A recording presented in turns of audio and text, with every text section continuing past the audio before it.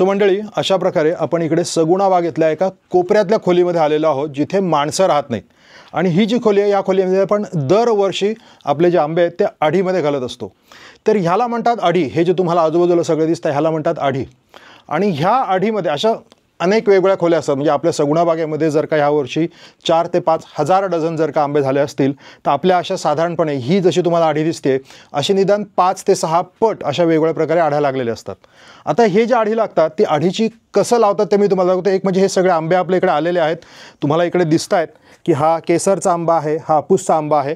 आणि हे एकदम असे तुकतुकीत छान एका टेम्परेचरचे थोडेसे थंड झालेले हे सगळे आंबे आता इकडे आलेले आहेत. त्याच्यामध्ये लहान मोठे सगळ्या प्रकारचे हे आंबे आहेत. कारण हे सगळे आंबे आपल्यासाठी हे फळ, प्रत्येक फळ महत्त्वाचं असतं आणि सगळे फळं आपल्याला इकडे पिकवायचे असतात. तर ह्या आढीमध्ये तुम्हाला इकडे दिसतात 2 चिऱ्या आहेत. त्याच्यानंतर इकडे साधारणपणे 12 mm इकडे सिमेंट शीट आहे. त्याच्यानंतर तुम्हाला मी याचे स्टेजेस सांगतो. इथे हा जो आहे खालती पेंढा आहे. पेंढा म्हणजे काय, जो भात आपण कापतो त्या भाताचं सुकलेलं गवत झोडल्यानंतर जे उरतं त्याला म्हणतात पेंढा. सो हा तो पेंढा आहे जो जनावरसुद्धा खूप आवडीने खातात. तर तो हा पेंढा आहे. त्याच्यावरती ही आपल्या इकडे आपण इकडे न्यूजपेपर ठेवलेला आहे. तर हे आपण ह्या वर्षीच केलं की आपल्या इकडचे जेवढे आपली फळं आहेत त्या सर्व फळांना आपण अगोदर इकडे खालती न्यूजपेपर ठेवला आहे. त्याच्यानंतर फळ जे आहे मी तुम्हाला दाखवतो इकडे. हे बघा, आता ही जी आढी आहे ही पूर्णपणे आहे. जनरली ह्या आढीला डिस्टर्ब करत नाही, जे मी आत्ता करणार आहे आपल्याला दाखवण्यासाठी. पण इथे तुम्हाला दिसत असेल की हा केशरचा आंबा आहे. इथे केशर लिहिलेलं आहे, ही जात आहे. त्याच्यानंतर 19/5 ही उघडायची आहे. तर 19 तारखेला म्हणजे आत्ताची तारीख आहे, आज समजा 17 तारीख आहे, पण आपण तुम्हाला थोडंसं दाखवू की काय स्टेजेसमध्ये असतं. ते इथे खालती पण एका ठिकाणी इकडे आंबे लावलेले असतात, त्याच्या वरच्या लेव्हलला पण आंबे लावलेले असतात. हे बघा, सगळ्या खालच्या लेव्हलची जे आहे तुम्हाला दिसते की खालती पेंढा आहे. त्याच्यानंतर त्याच्यावरती इकडे न्यूजपेपर आहे, त्याच्यावरती आंबे ठेवलेले आहेत. परत त्याच्यावरती कागद ठेवले आणि त्याच्यानंतर परत पेंढा आहे.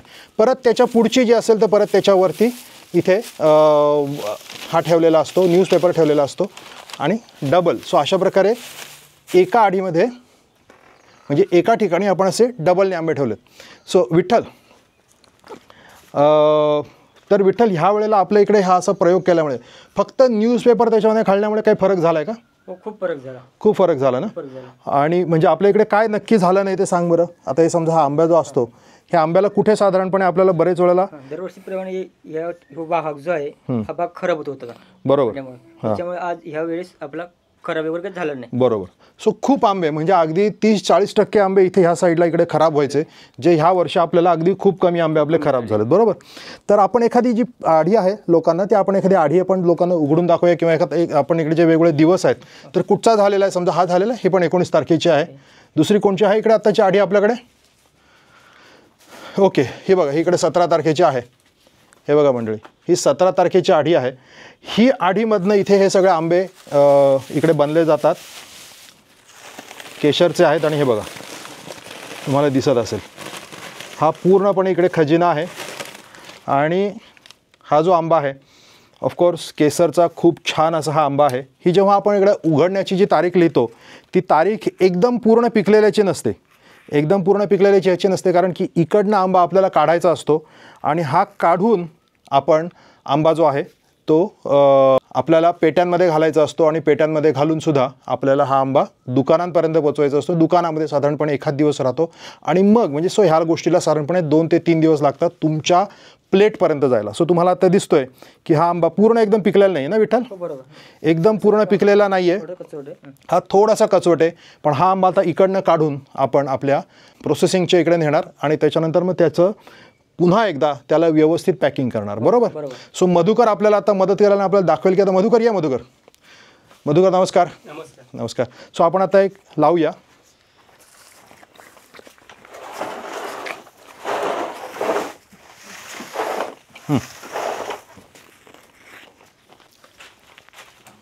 सो मंडळी, जसं मी दरवेळेला म्हणत असतो की आपण काही जरी केलं तरी आपला सगुणा बागेचा जो प्राण आहे, आपल्या सगुणा बागेची जी माणसं आहेत, विठ्ठल आणि मधुकरसारखी जी आपली जी खरे सगुणा बाग चालवणारी जी आपली माणसं आहेत, त्यांच्या सगळ्यांच्या प्रेमामुळे आणि त्यांच्या सगळ्यांच्या डेडिकेशनमुळे आपण हे जे काय आज जे काय करतो आहे ते सगळं करू शकतो. आपण इकडे कृषी पर्यटन करतो, आपण इकडे शेती करतो, शेतीमध्ये आपण हॉर्टिकल्चरचा म्हणजे जे काही वेगळे फळशेती करतो ते सगळे आपल्याकडे होतात.